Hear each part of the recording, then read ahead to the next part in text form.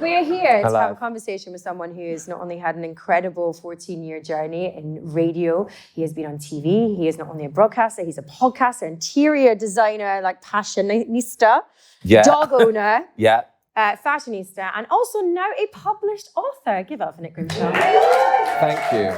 Thanks, Arielle. I feel like this...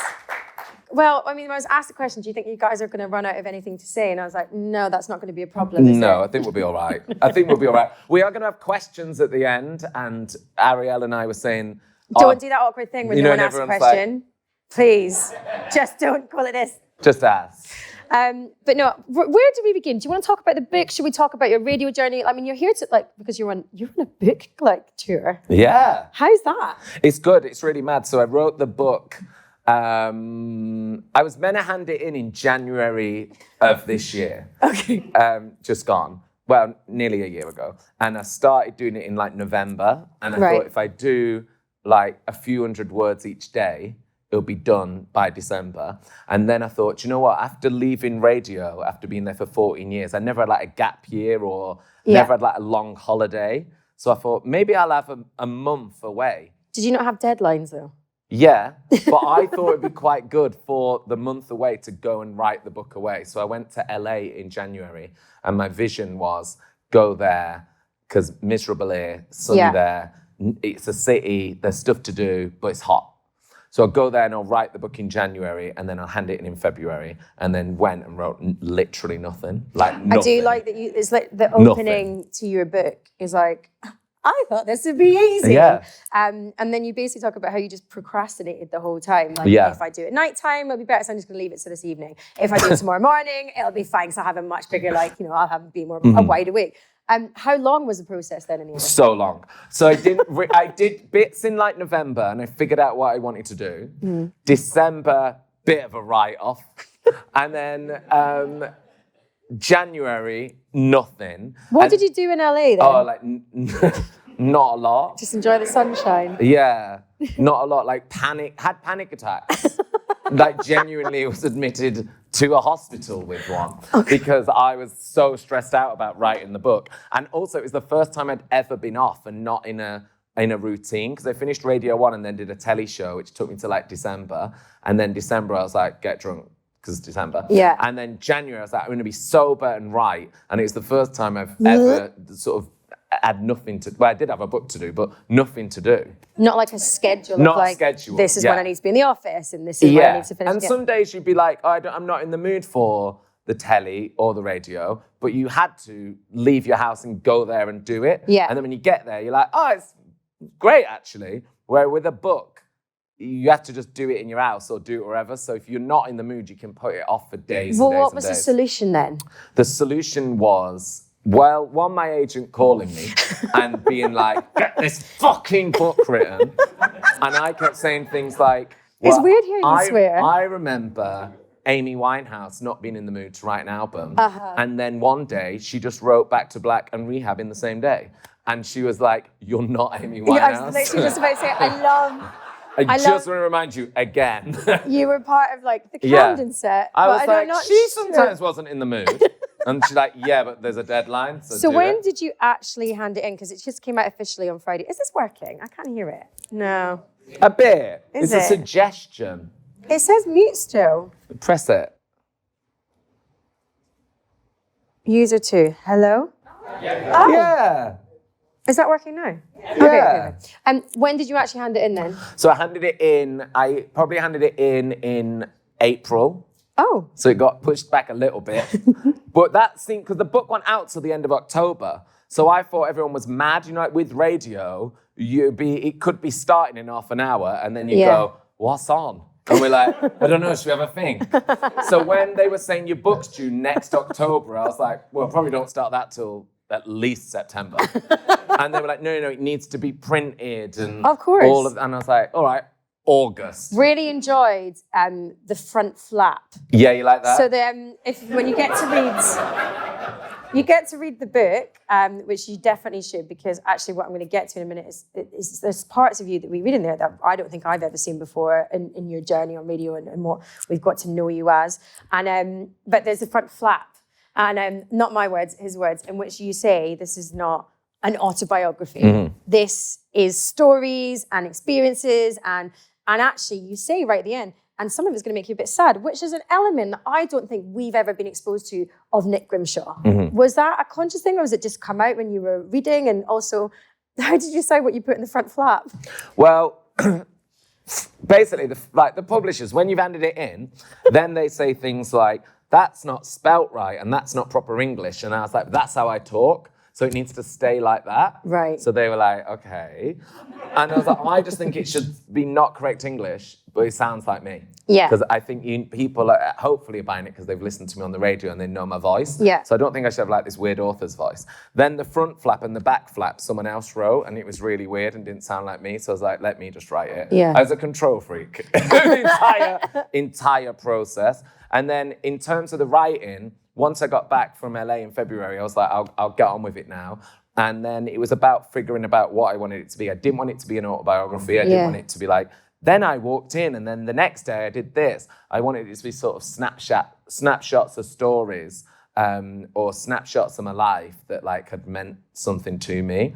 you prepared for a book? Had you always aimed to have a book? No, not at all. So you're not like written things out throughout your life. Did you have a diary when you were younger? I always keep a diary. I always keep a scrapbook, and I always keep everything, and I still do that. Nice. So that was really useful when I had to write the book because I could get everything out and be like, oh, that's what happened in those 8 years drunk in Camden.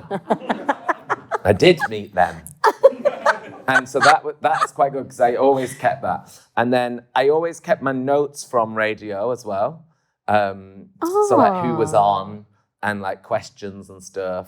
You must have a lot of paper. Yeah, like I have like boxes of stuff, that my boyfriend wants me to remove. Yeah.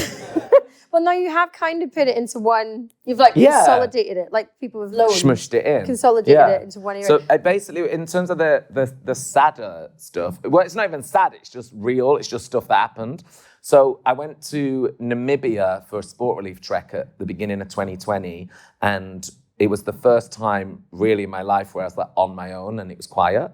So I had days out on my own where I just was walking around the desert on my own.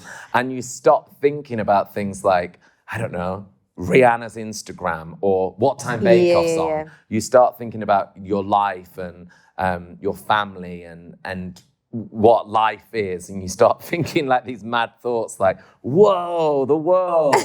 So it was quite life affirming. I also nearly died there as well. Yeah, I was just about to say that because this was just before the pandemic, wasn't it? Yeah, you were like early 2020. And it was, because it was 5 of you doing it, but you were all separate. Is that right? Yeah, so you just went at your own speed and just got on with it. So is that where the book idea came from? No, so when I came back, I was walking through the office saying hi to some of these people here.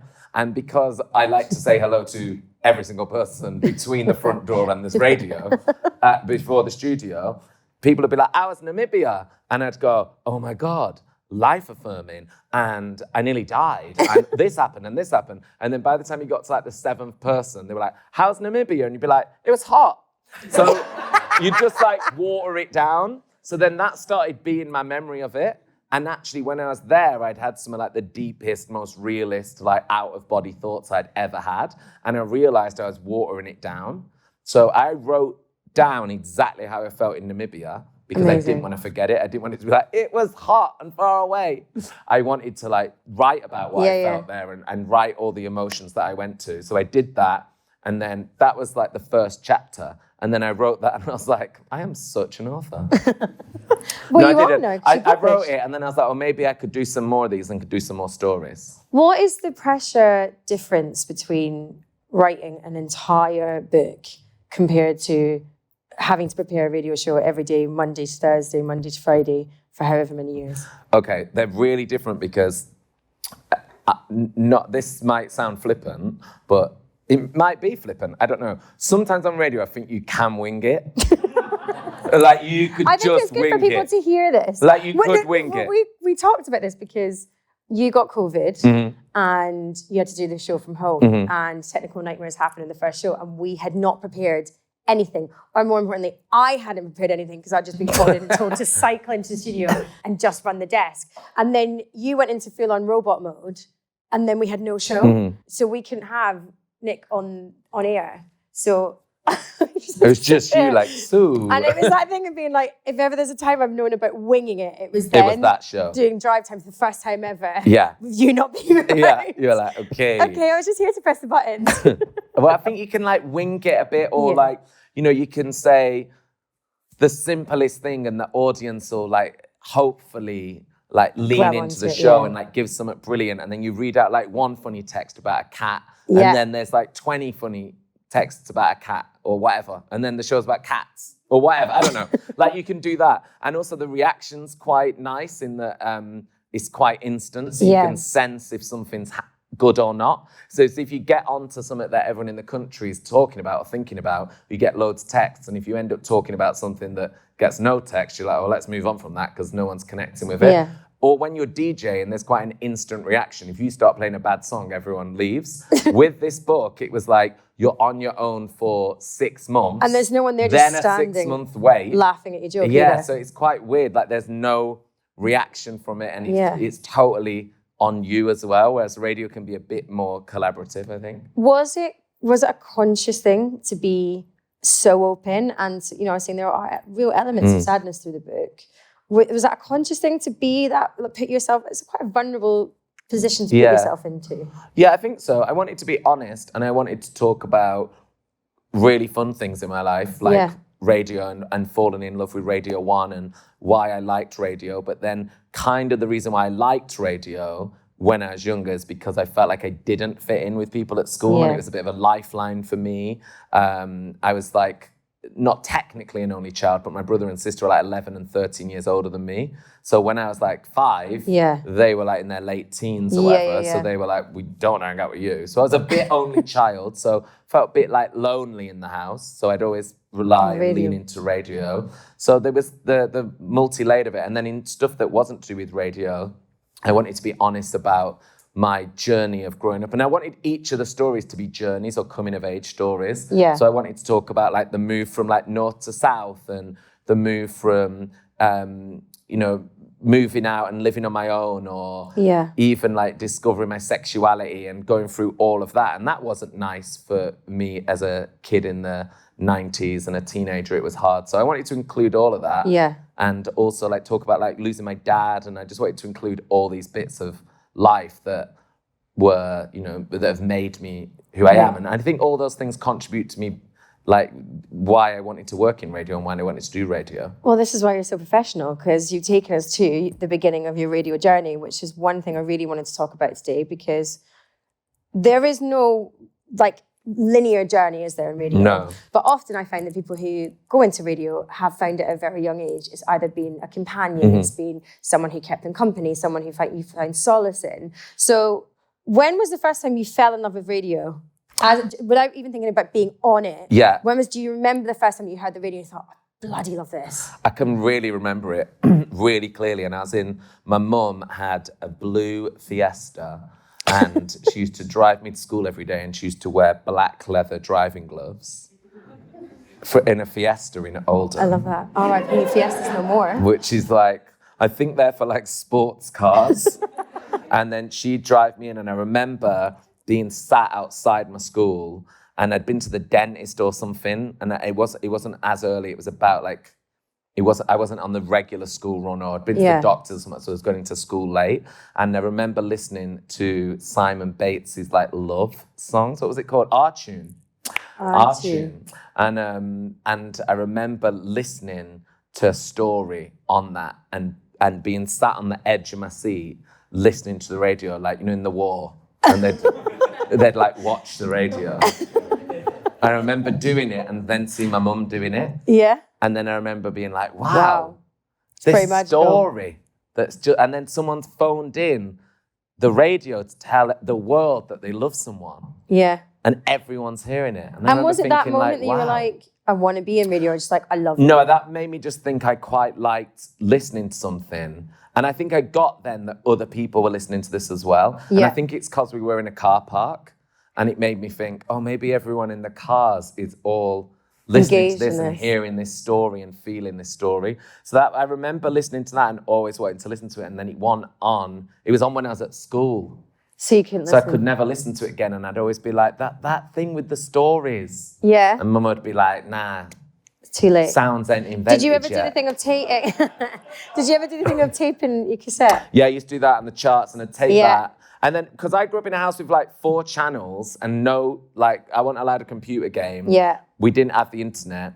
So we had to watch what my mum and dad wanted to watch on the Yeah, telly. yeah, yeah. And it was like boring stuff like Heartbeat and Corrie and like just stuff I didn't love. And then, so I really loved Radio 1 and really specifically Radio 1 and nothing else when I was a kid on the school run in the morning. Because it was Wicked. like 15, 20 minutes maybe. Yeah. Maybe, 15 minutes of just hearing like, it just felt naughty and it felt wild and alive. And it felt, also it was the first time of like hearing accents really. Really? Because I felt like presenters on the telly were quite perfect. Yeah. And quite quite like hairdos and stuff. Yeah. And I quite liked hearing the radio in the mornings because I heard, Chris Evans and Sarah Cox. Yeah. And I liked that they got stuff wrong and that they got the time wrong and like Sarah might not know what day it was. Yeah. And that's quite, I quite like that. It felt like that's a real person. She was very good at that, on the isn't she? radio.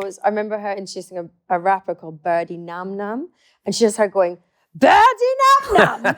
What sort of name is that? And I was like, this is absolute gold. Because she'd obviously maybe not prepped, but it was just the realness of her going, Who's what that? rapper calls himself Yeah. Birdie Nam Nam? And I just remember it feeling like really naughty, and it probably wasn't that naughty. I don't but know. It just felt like really not like the rest of the BBC Yeah. that I was exposed to.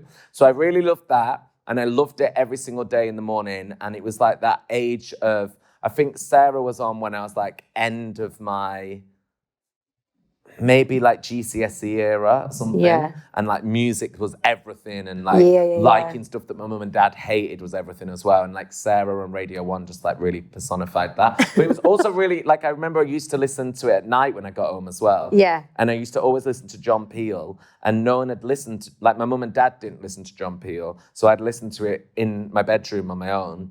And I thought I'd discovered him. And I remember like telling a girl at school when I was at her house, like, there's this guy on at night and he's called John Peel.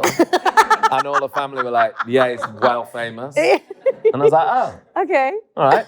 And I thought I'd like discovered him. Because I didn't know what he looked like or anything then, because it was, didn't have the internet. I remember hearing Zayn, actually. He was my go-to of an evening when I was like doing my exams. And I was like, oh my God, someone who speaks as fast as me. Yeah! I'll do it! I'll do it. So that's when the love affair began. Mm-hmm. When was there a clicking moment you're like, actually, I think I want to go into radio? Because I know you did business studies at uni, right? Yeah. And it wasn't the Under bag. duress, like I didn't want to do it. I didn't really want to go to university. And my dad really wanted me to go. My dad was very, like my dad saw music as like frivolous and like a luxury. Like my dad is proper working class, and he thought like music and like anything to do with media was just like a joke. Like he was like, it's not a real thing. And I was like, well, I want to be in a band. And he was like, don't be stupid. Like you can't be in a band. And Could then you he was like, sing? you need to be, no, I can't sing and I can't play any instruments. So he was right. But I was like, we'll try. Anyway, so he wanted me to be like a businessman or like a lawyer or a doctor or something. And he was like really adamant that I had to do well in my exams and do well at university and go to university. My brother got out of it, he didn't go, and my dad talked about it literally until he died. Oh, like, really? literally did not stop talking. Andrew should have gone. He's fine. So anyway, I had to go, and I wanted to go and do like media studies or go and do like a TV production course or like radio or something. And he was like, absolutely not happening. Oh, really? And so he was like, go and do something like business studies, and then you can do like anything. It doesn't matter. Or go and do like got it then. English, whatever. Don't go and do like a specific degree, he said. And then I found one at Liverpool Uni, which was business and media, like a joint honours thing. So and that did they was have a great. radio station at that They uni? did have a radio station. And was that your first like? And that was my first foray into it, yeah. And before I went to uni, I'd set my sort of heart on it and set my sights on it. I wanted to do it. That was it. And then I'd done little bits of work experience when I'd written to like radio stations in Manchester, like Galaxy and Q103. And I'd done little bits of just like going in to see it. And then when I went to uni, I did student radio there. Yeah. So let's talk about that, because how easy was it to get into student radio? Did they let anyone in, or did you have to do like a demo, or do you remember? No, I think first year I didn't do it. And then me and my friend Grania, who was on my course with me, she loved the same things as me. Like, she loved Radio 1. Great. We loved clubbing. We loved going, like, traveling around the country, seeing DJs and stuff. And we were like, we should do a radio show together. Yeah. So we applied, I think, the first year and didn't get it. And then the second year, we had to go and, like, you'd turn up to a meeting on, like, a Tuesday night, I think. And everyone would sit around and, like, it was really serious. And everyone would talk about the radio station. And then me and Grania were like, we want to present the breakfast show. Yeah. And we thought that was good because that's like the big show, but kind of the worst one to do at uni. Yeah, I was just about to say, I bet you they absolutely loved that, because they're like, great. Everyone was like, you should do it. And we thought we'd got it because we were like really talented. But no one else wanted to do it. And no one listened to it. So yeah, we used to do like breakfast radio, me and Grania. And 3 so days a week. The process from then, how long was it from that point, your first foray into radio, student radio, to getting on Radio 1? Because that was always the goal, right? Yeah. How long did that take? It took a while. It took a really long while. And I think when I was there at the student radio, Icon was called, I loved everything, not even just doing the radio. I loved like harassing record labels for music, and I loved like booking guests, and I loved all the research in, like, we loved doing events and parties and stuff around it. Like I really, really loved it. So then in my time at like Easter or the summer, I wanted to go and work at other radio stations, but there was like 2 in Manchester and I'd already been there. They were like, you've been. So I ended up working at like a plugin company for like who worked for like all different record labels. So I went and worked there, and I worked there like every Easter. Was that in Liverpool, in Manchester? Yeah, it was called Red Alert. And I'd go and work there, and they looked after like regional press for loads of different artists, like very of the time. Yeah. Like Goldfrapp. Great. Depeche Mode. Love it.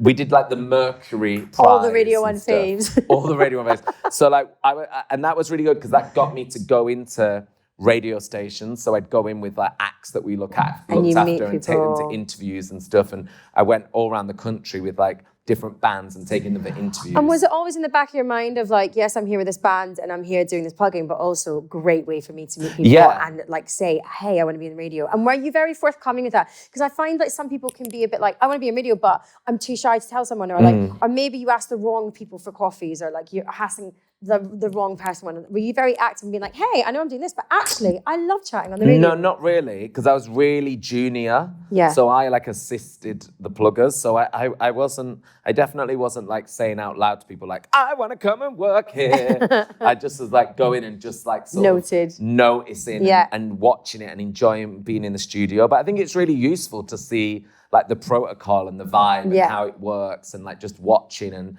and going to all different radio stations and with all different acts and at different shows and stuff. But it was really good for me because radio was so important to that company that I worked at. Yeah. So I learned like a lot about radio and different shows and what worked and what didn't. And we always listened to the radio like we had to for work. Yeah. So it was great for learning and teaching me. And then I just really, really wanted to do it the more I was in radio stations and the more I was taking bands around. Yeah. And like when we go to like festivals or take bands to Glastonbury, and I just wanted to do it more and more and more. Great. And then I applied to internships in London for like anything and everything, like MTV and ITV and Channel 4 everywhere. And then I ended up getting a job at MTV in the International Creative Department. What is that? I don't really know.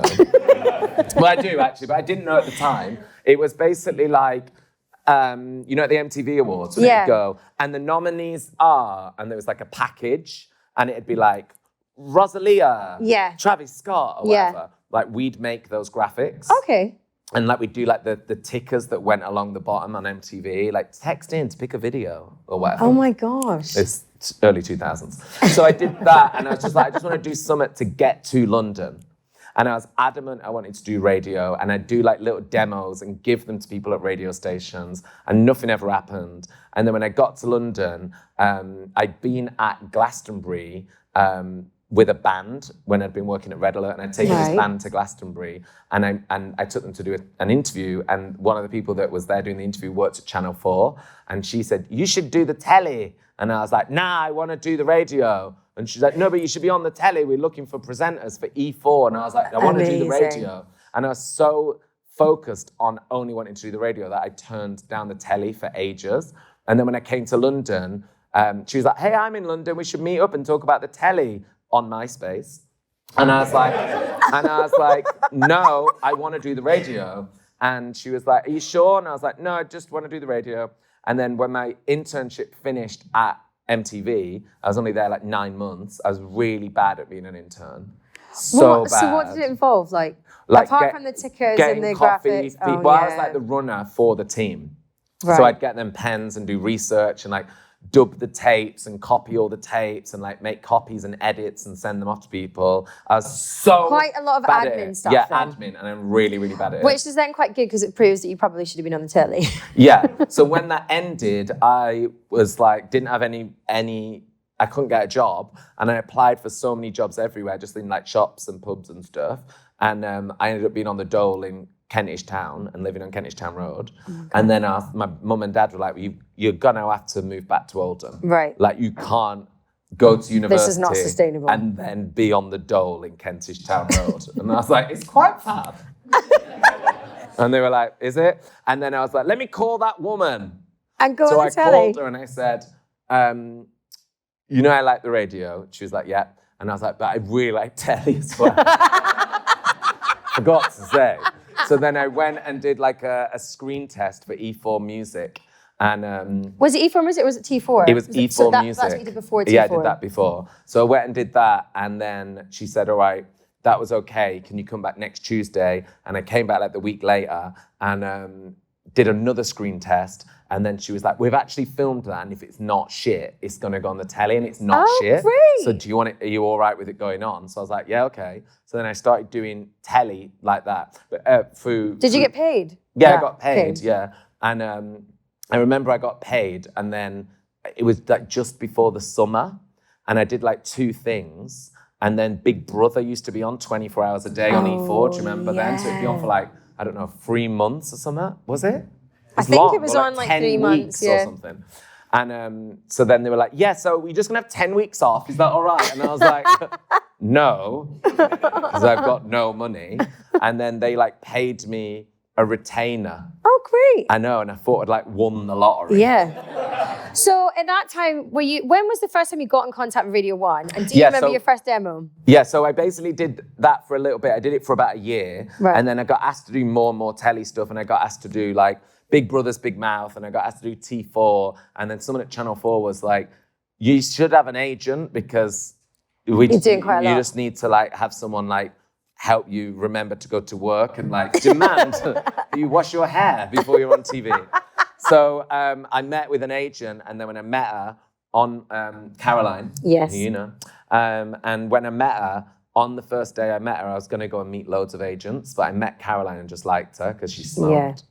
Oh, but she's very cool. She was quite agent-y. She is, yeah, she's very cool. She's a woman of little nonsense. words. Yeah, and when you don't know her, when you do get to know her, she's like, yeah. So I met her and she was like, "What do you want to do?" And I was like, I was a bit scared to say it. And I was like, "I don't know, just like things."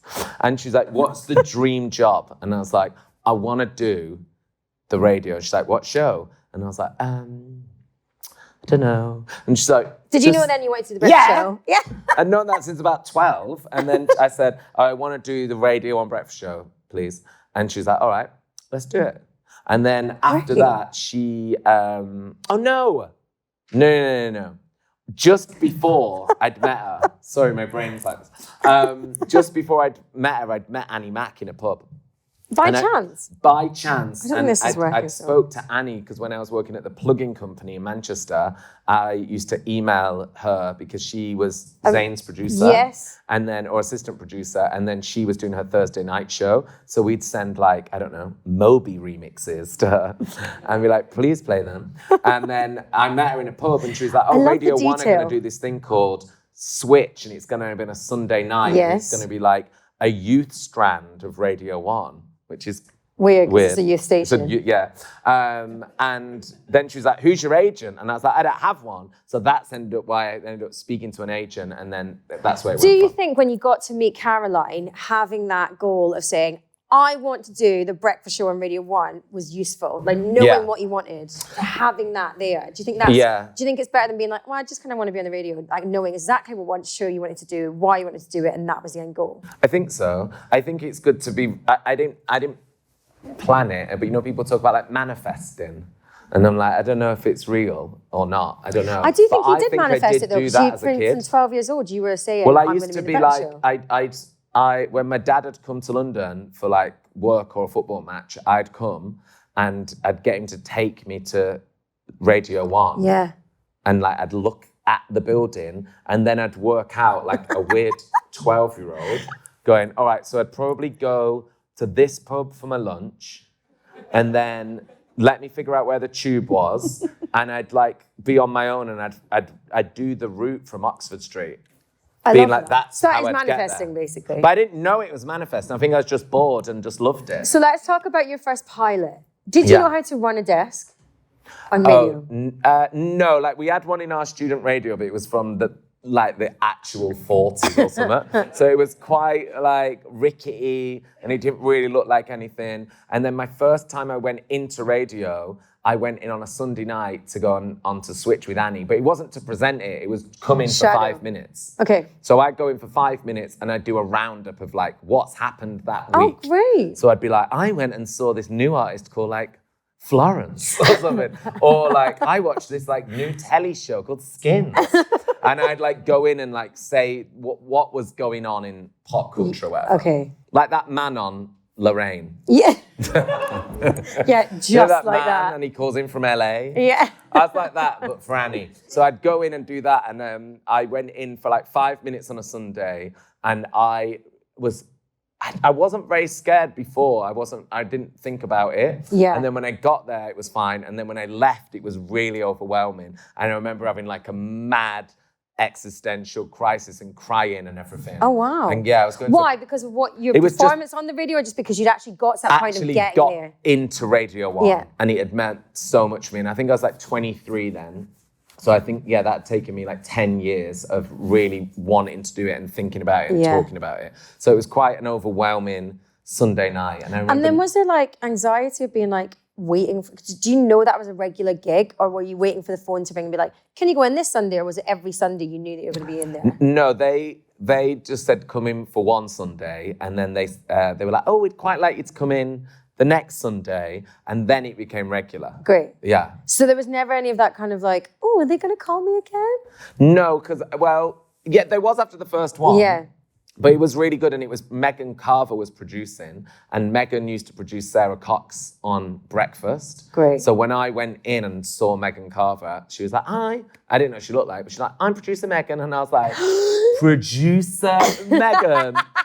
And I thought she was like, it was like meeting Elvis or something. I was like, I grew up listening to you.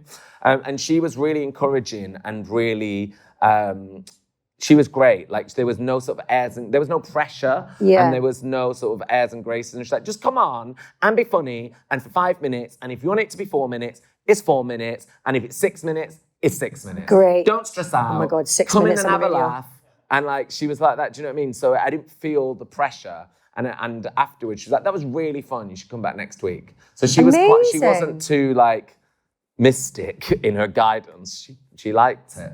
And then from that point, where did you having your own show and being part of and actually presenting and running a desk, and when did that happen? Then I started having lessons in the week Great. from Adam, and he'd teach me how to work the desk.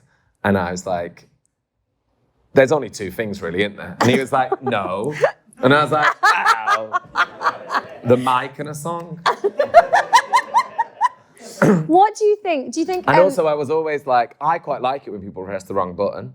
Oh, well, so you did it on purpose? Well, I didn't do it on purpose, but very I was relaxed never like, about it. let me be perfect. I was never like that with. Do you think that's a with good way to be? Because I think you can put a lot of pressure on yourself to get things right, especially when you begin in a new industry. Do you think you ever? I don't feel like you're the type of person that would have put too much pressure on yourself to be perfect on air.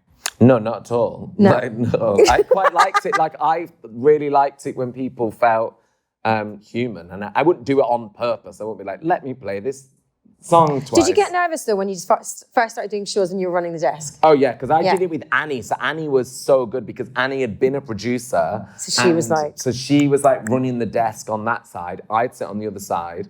And then after a few weeks, we'd like swap over. So I'd do one Sunday, she'd do one Sunday. And we'd do like that. So she was a good teacher because she'd like done all that. And she's, you know, Annie's energy. She's so like calm to be around. Like, she's like, babe, if it goes wrong, it goes wrong. Do you know what I mean? She's not like stressy. Yeah. So she was really great, I think, to have in them four walls right at the beginning. And it happened quite nicely for me in that I went in for like 5 minutes one week, then 10 minutes, then maybe like 20 minutes. So I sort of slowly like crept in before we started like co-presenting it together. Yeah. It's such a good way to be because that doesn't happen these days, I don't think. No, it was really. like a little tide like coming It's in. a really lovely way to do it rather than be like, hey, you're covering someone's show. Have fun. And then I remember doing like my first Sunday night on my own. But Sunday night, I was always hungover and I think it did help a little bit because you're just a bit reduced. So it can't be worse than how you feel. Do you remember a point, of your whole time in Radio 1, there's obviously been so many highs, there'll been some lows naturally.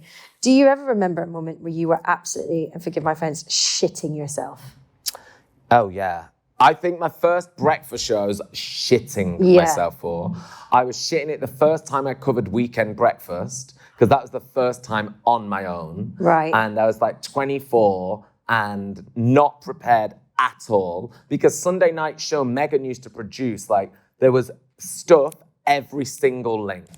Like, every single link. There'd be like 5 guests a show, like everyone, there'd be a caller, like everything was prepped. So I just thought that's what happened. And in telly, that does happen. Like when I was doing E4 and T4, like, you just had to have a shower. That was it. Like, you got there and someone like dressed you, did your hair, makeup, and then you read the thing.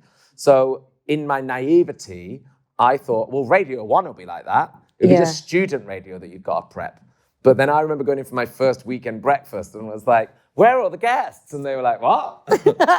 You're on. And I was like, ooh.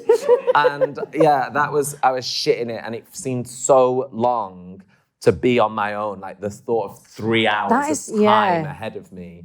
And I forgot, I'd forgotten I was doing Weekend Breakfast that day.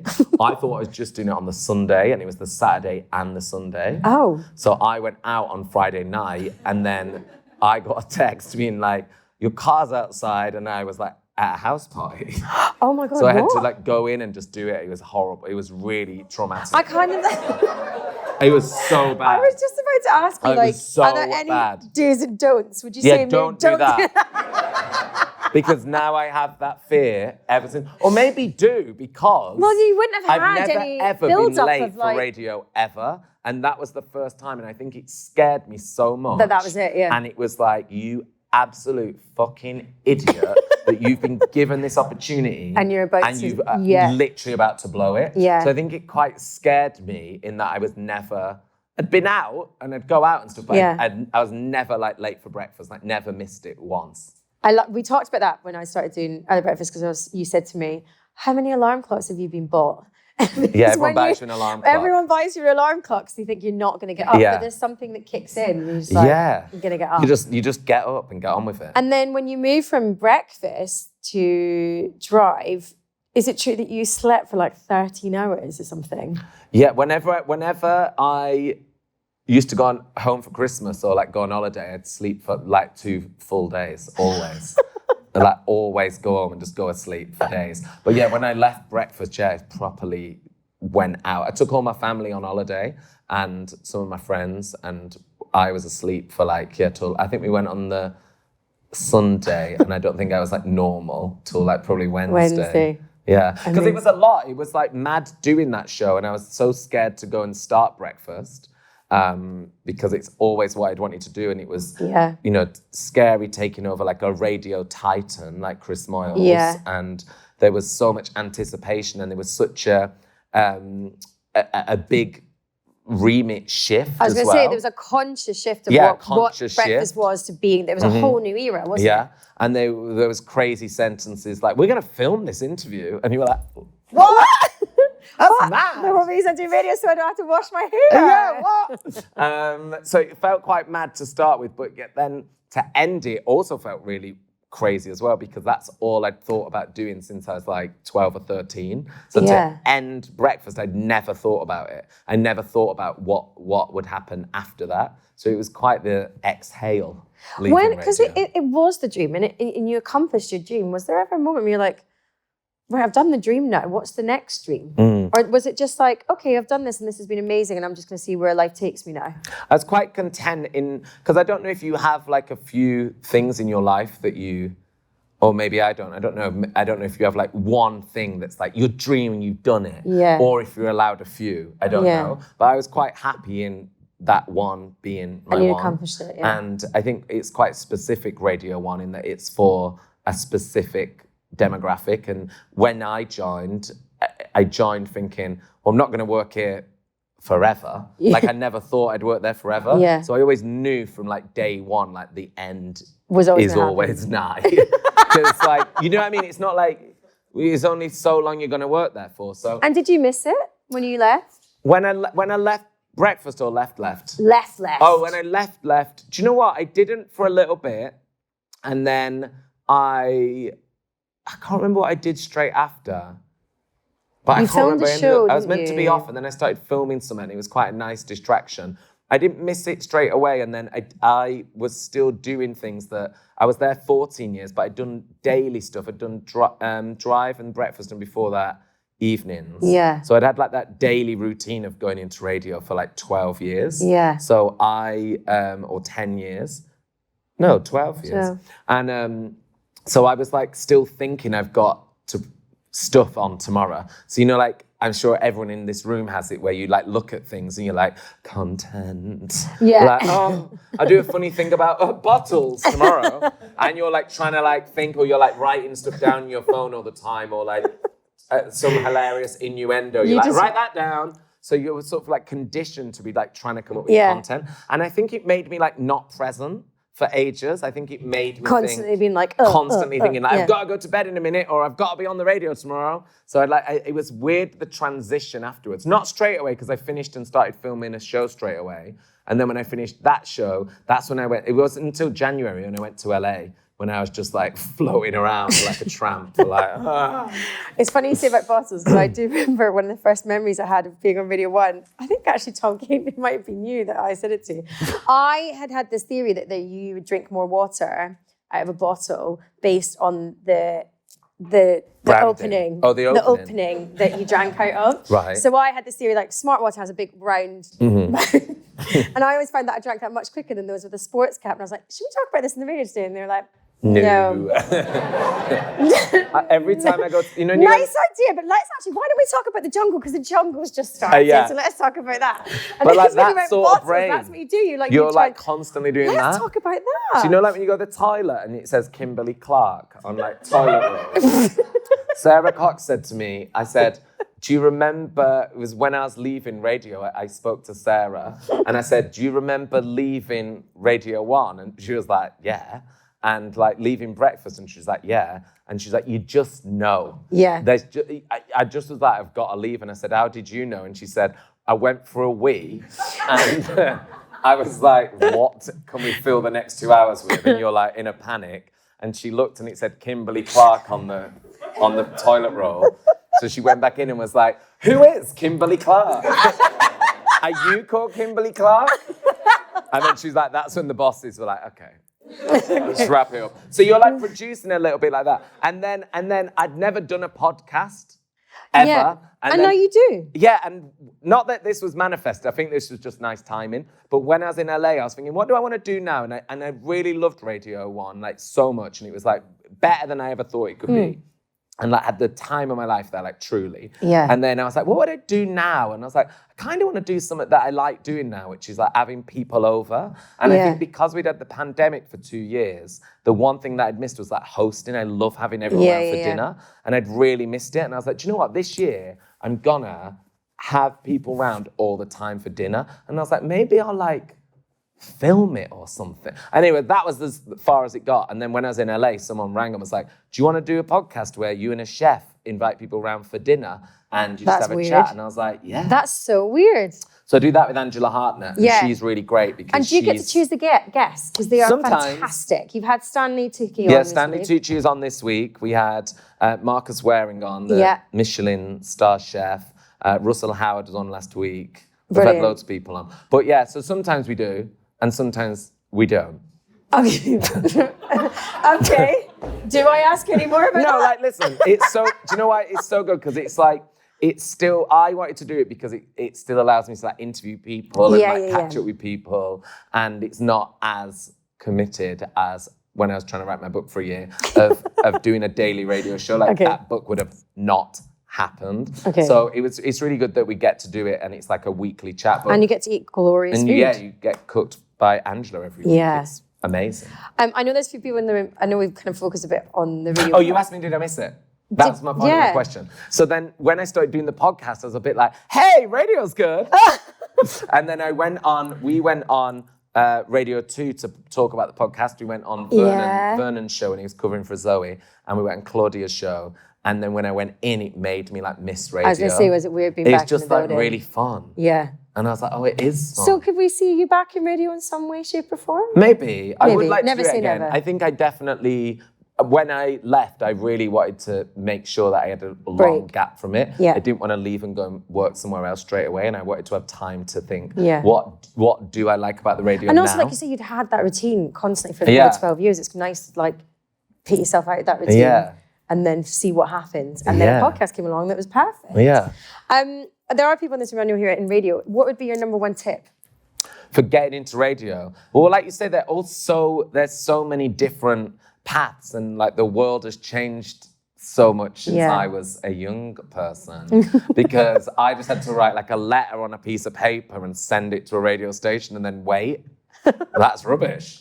So I don't know. I think in terms of radio, like, I listen to so much radio, either from my job or out of just love of doing it. And I think it's really useful to figure out what you like and what you don't like. Yeah. And then also I'd say get used to hearing your voice. I don't know if you ever really get used to it where you're like, wicked. Like, I tried to listen to the Stanley Tucci interview today and I was like, shut up. So I don't know if you ever fully get comfortable with hearing your voice. But do you think it's useful to listen back to interviews you've done, radio you've done, to hear where you are maybe saying words repeatedly or you have phrases that you use constantly? Definitely. Yeah, definitely. And we did that. What were they called? Snoop sessions. Yes. I realised I say like quite a lot. Yeah. Like and this. Yeah. And I go, which isn't bad. So I tried to stop. So yeah, I think it is good to listen to yourself, and then also just really try and be as much yourself as possible. Obviously, it's a really weird thing to do to put a microphone up and talk to a wall, but knowing that everyone or a lot of people might hear it. So I think it's something that just takes practice in sort of getting comfortable in your own voice. It's not something that I don't think happens overnight where you're like, wow, I'm wicked at this. No, I think it takes a bit of time. I think that's definitely what I found with you being on the radio is like, not that you overshared, but you talked about a lot of things that maybe some people wouldn't necessarily be like so forthcoming. Really? Well, I don't know, like what? I can't remember, but you just, I don't know, maybe things that people would be embarrassed about or like are shy about or whatnot. And actually, because you were so open and so matey about it, it never felt like embarrassing or cringy or anything like that. Yeah. Do you know what I mean? And I think some being people open can put up good. a wall, can't they? And it's like, it's not about being the presenter on the radio saying this, ta-da. It's about being like, oh God, I went down the shops and I forgot to put my socks on. Yeah. Something like that. I think trying to be like a presenter, like those presenters on the telly that I used to watch when I was younger, it's probably really exhausting trying to do that every single day for hours. So I think getting to be relaxed in yourself would probably make your life easier and probably make you better on the radio. Yeah, great. Maybe. Questions. Oh, great. Questions. Okay, we warned you at the beginning. Please have some questions. Should we use your... No, you use that. I think this microphone's working as well. And who's got a question? Oh, front row. Oh, yes. I feel like I've been... Oh, sorry. Go on. I feel like I've like not looked out, but yeah. As presenters, how important do you think it is for the radio to engage with or have a conversation with its audience? With audience, so vital, and I think audiences and people listening are always funnier than actual guests. Yeah. Not all guests, but like it's such a joy when people engage with what you're talking about, or you can just hand over to someone funny who's called in. Like, it's so important. And I think I love hearing people on the radio. Like, I love hearing, say Ken Bruce is on. Love Ken. But when he's got someone on, he just chats to someone. You don't know who they are. Yeah. And you're just like, oh, Lauren's on. Yeah. I love that. And I don't know why. And I think it feels quite comforting hearing other people. So I think it's so vital and so important. And often, like we say, definitely funnier than guests. They are, aren't they? They're not press trained. Would you say your worst interview, can I say this, was Henry? No. Well, yeah, but I think Henry that was Cavill. I felt bad for that as well. Why? Because I think if you don't know, Henry Cavill plays Superman. And we went to interview him, and then we had like funny questions because we thought it was Superman, and I didn't realize it was really serious and quite a serious film. So when I was like, who'd win between Superman and Spider-Man or whatever? And he was like, well, that wouldn't happen because of blah, blah, blah. So then I was like, oh, but fair enough, because it's a serious film and he's being paid like and at that time you're millions. Thinking, Lauren wouldn't be giving me this chip on there. So it would, but I felt bad for that interview because we sort of clipped it up and laughed at him, and then I felt bad. I always feel bad about that. Do you? Yeah, bad enough that I want to phone Henry Cavill. I know. But I obviously don't know him, and he definitely doesn't care. Yeah, I was going to say. Yeah. I think he's probably. But I think we were all a bit grumpy in the morning, and I remember me and Fiona being like, "Oh, shut up." And then I thought, oh, he's only there doing his job, isn't he? Yeah. So yeah, it was bad, that, Arielle. No. Thanks for that. It's one of those videos that definitely comes out when I talk about, if anyone ever asks me awkward interviews, I'm like, you want to see an awkward interview, go on YouTube. I also had an awkward one with Leonardo DiCaprio in a hotel room. So you have to go in, it's so horrible. So you go in and you have 4 minutes with them. And they've been sat there all day, and you go in, and they've got all this lighting and equipment around them, and they look like a movie star, and you're like, hi. And you have to come in, and then instantly bond with them, and have the interview and make it sound good in 4 minutes. And I didn't know that Leonardo DiCaprio is a massive environmentalist. Okay. Right. So it was I can't remember, the film was about wishes or something. I was like, what's your one wish? And he was like, to save all the whales. So I was hysterically laughing because I was like, that's a funny answer. And then I was like, what else would you wish for? And he'd be like, to save the Amazon. And I was like, ah! And then I thought that was a funny, do you know if you interviewed a funny pop star, they'd say that? Up. So yeah, and then he was serious. So that was bad. So watch that one. Do your research before give him a Google before you go in. Quick Google. Any other questions? Oh, down here. Oh, there's all front row. Yeah, go along. Oh, hi. Hi. What's your name? What's your name again? We're joking because we know Grace. Sorry. This is our friend Grace. We weren't being weird. So I know you talked a lot about, getting the call up for Switch and that show. When did you get the call up for Radio 1 Breakfast, and how did that call and whole thing happen? Okay, so I was doing at the time weekday nights, and it was 10 till 12. 10 till 12, Monday to Thursday. And then I got asked to go and meet Big Boss Ben Cooper. And I remember, because I didn't finish till 12, and then we'd go out afterwards. Yeah. And, like, I quite liked an open door policy there at radio at that time. So like people would come in, bands would come in and stuff. And then so we'd often go out after that show.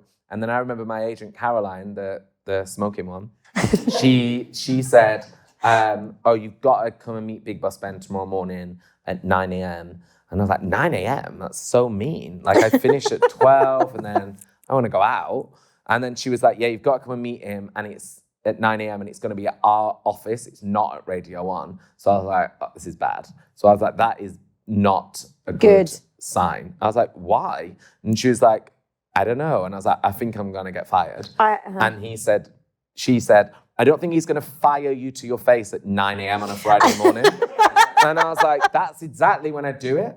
Like, you can't do an email. That's shitty. No, yeah. Can't phone. And also, So you've got the weekend to recover. Exactly. And he knows I'm not on. Yeah, so he doesn't have to face So you. I thought I was going to get fired, and I went in to the meeting, and it was like 2012. It was like June or July, maybe. It was after Big Weekend. And I remember going in, and I was really late for him. And I went in and like ran up the stairs, and I was like, oh, Ben, I'm so sorry I'm late. I'm just so shit in the mornings. And he was like, oh my God, amazing. oh, well, I'm here because I want you to host breakfast. I was like, oh, yeah, no, I'll be good. I'll come in. But genuinely was late for him and did genuinely say, I'll be shit in the mornings. So he was like, oh, great. And then we had like quite a quick meeting. I think he just wanted to check if it wanted to happen. And then he like went and did like, I don't know, his Big Boss Ben business. Got the wheels in motion. So it was mad though. How long was the prep? Did you have to prep before you went on air for that show? That was, I think it was like June or July. And then I was to start in September. So we had like little bits of prep, and we like formed a team and stuff. Yeah, so we did little bits of prep with it. Right. Yeah, it was the most I'd ever planned a show. But Just that rightly first so. one. No, like we planned like what would be good, and we like practiced games with callers, and we figured out what we'd want to do at like each half hour, and we all sat and remembered what we loved about, and everyone who worked on that breakfast show, and it started like we all, and everyone who works at Radio 1 does like loved Radio 1. Yeah. So we were like, what did we love? Like, let's really think, and Theo I worked with was really good at like remembering like what it was we needed when we were like kids in suburbia. Like, what did we need? And she's like, needs to sound like Sarah and Zoe and Chris felt like if anyone in that country got given that job, that's how they'd behave. Yeah, yeah. And she was like, that's what we need to do. It needs to be an extension of like our life. It can't be too like squeaky clean. Yeah.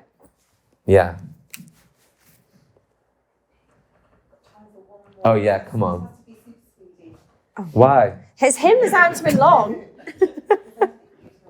Oh yeah. Arielle's going to an event that I didn't get invited to. BBC event. That's showbiz, isn't it? What? You're not invited. Okay, good. Okay. He's going to an event with Dr. Dre. Don't feel sorry for him. So I've got the jacket on. My question is kind of to both of you. Nick, you said like when you left Animac the first time, you had like a kind of existential moment of being like, oh my God. Mm-hmm. When was that moment for both of you where you kind of had like a pinch me like, crap, this is actually like my life. I've kind of achieved it. Oh God, what about you? You go first, Arielle. Sorry, it's quite a big question.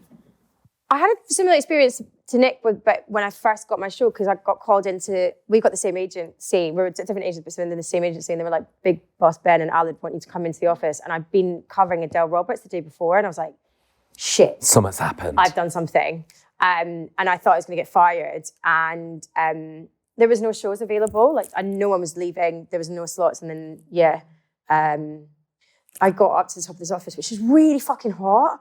And I'd worn this really inappropriate dress. And I was just like sat there sweating. And they're like, yeah, so like you've actually, like the last year and a half, we've noticed like you've been covering everything. And I was like, God, what's happening? And then they were like, we're going to give you a show. And I did the ugliest crying. Like Did you cry? Oh my God, because I was so on edge that I was going to lose my job. And like, I'd done so much work, like same as you, like 8 years.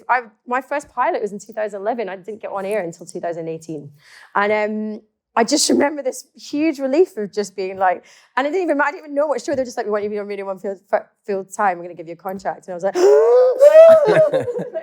and I think that was my out of body experience, because every single, I would literally do this show on a Friday morning, early breakfast, which I do now midweek.